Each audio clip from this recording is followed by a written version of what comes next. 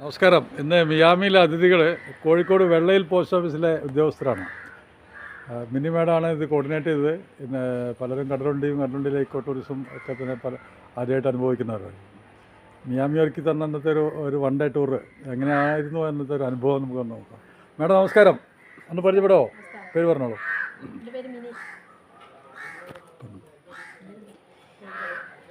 പറഞ്ഞോളൂ മേഡം, ഇന്നത്തെ ഒരു അനുഭവം പറഞ്ഞോളൂ.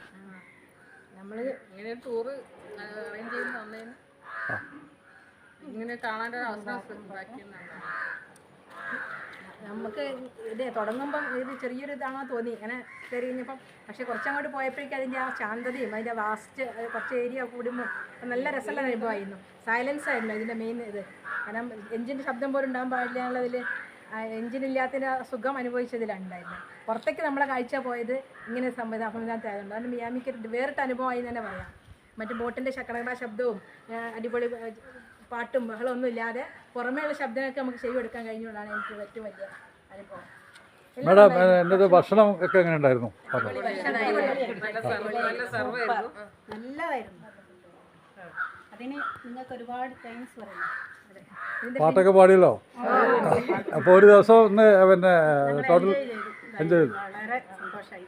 Okay, all the best. Thank you.